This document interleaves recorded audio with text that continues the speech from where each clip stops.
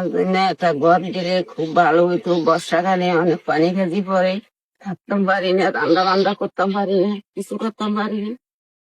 আমি ওই জন্য দোয়া করবো একটা ঘর।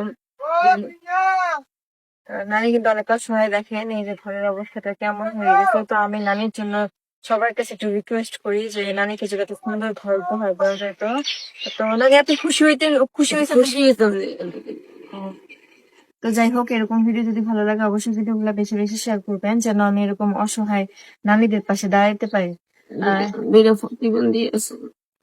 ওনার আবার কিন্তু হচ্ছে মানে ওনার একটা মেয়ে আছে, মেয়েটা কিন্তু প্রতিবন্ধী, আবার হচ্ছে ছেলের ঘরের ছেলে না নানি, যে মানে প্রতিবন্ধী আর কি।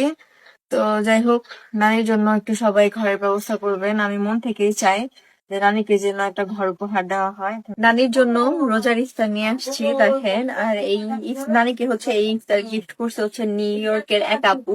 তো এখানে মোট হচ্ছে আপনার 3300 টাকার মতো মালামাল আছে। তো এখন আমি হচ্ছে যে পিছনে যে ঘরটা দেখতেছেন, এই ঘরে হচ্ছে নানি থাকে, এই যে পলিথিনের ঘর। তো নানিকে যদি কেউ একটা ঘর উপহার দেন তার জন্য ভালো হবে। নানি, আপনি কি একটা ঘর চান? যে যে এই নানির ঘরটা দেখলেই বুঝতে পারবেন যে নানি পিছনে এই ঘরটাতে থাকে।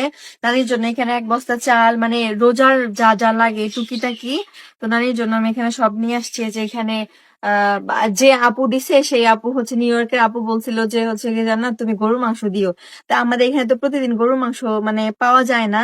তো আমি এর জন্য হচ্ছে মানে 2 কেজি ওজনের, মনে হয় 2 কেজি ওজনের একটা মুরগি দিছি। মুরগির সঙ্গে হচ্ছে যত রকমের মশলা পাতি লাগে আমি হচ্ছে গিয়ে সব দিছি।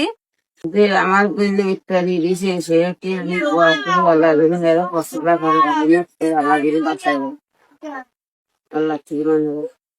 তো যাই হোক, এই যে নানির ঘরের অবস্থা দেখছেন তো, মানে কেমন পলিথিন দিয়ে মোড়ানো, এই ঘরে কেমনে মানুষ বসবাস করে। তো আমি চাই যে নানির জন্য যদি কেউ একটা ঘর উপহার দিতেন এই রোজার মধ্যে, নানি খুশি হইতেন না আপনি? যে পানি করে যে বর্ষাকালে থাকতাম পারি না।